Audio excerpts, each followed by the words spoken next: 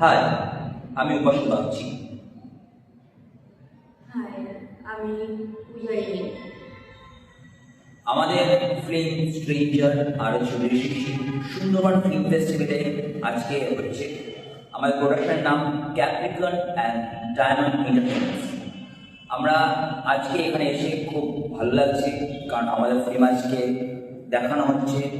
একটা একটা নতুন একটা অভিজ্ঞতা হচ্ছে প্রত্যেকটা ক্রিয়েটরদের কাছে। এটা একটা একটা খুব মেসেজ যে এরকম ফেস্টিভ্যালে আমাদের মতন মানে ফ্রি ডিরেক্টরদের এখানে এসে তাদের ফিল্মকে ফেস্টিভ্যালে অর্গানাইজ করে আমাদের ফিল্ম দেখানো, এটা খুব ভালো লাগছে। আমার আমার বেসিক্যালি ভালো লাগছে। পূজা, তোমার কেমন লাগছে? আমার তো খুবই ভালো লাগছে। আর ফেস্টিভ্যাল টিম যে আমাদেরকে সুযোগ করে দিয়েছে এটা মানে দেখার, আর মানে সামনে বসে দেখতে পাচ্ছি, ব্যাস এর থেকে আর স্ট্রেঞ্জার গল্পটা আমারই লেখা। এখানে পূজাকে নেওয়া হয়েছিল। স্ট্রেঞ্জার হচ্ছে মানে একটা মেয়ে, সে তার স্বামীকে দেখতে পায়নি।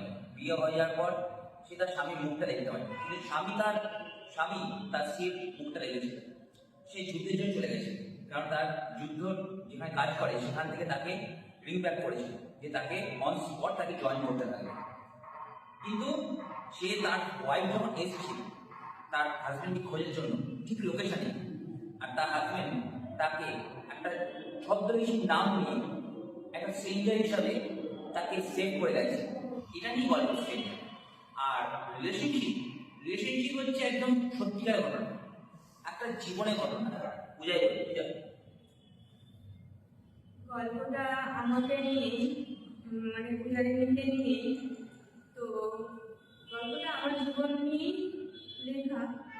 তো ঘটনাটা পুরো যেটা বললো বছর, ওটা সত্যি ঘটনা, ওটা আমার জীবন নিয়ে, কিন্তু একদম বাস্তব ঘটনায় তুলে ধরা হয়েছে। আর আমি একটা কথাই বলতে চাই, ক্যাপ্রিকন ডায়মন্ড এন্টারটেইনমেন্ট যা কাজ করে, ক্যাপ্রিকন অ্যান্ড ডায়মন্ড এন্টারটেইনমেন্ট যতগুলো প্রজেক্ট করেছে 2019 সাল থেকে সব কিন্তু রিয়েল বেস আর রিয়েলিটি বেস। দেখতে থাকুন স্টার নিউজ ডিজিটাল।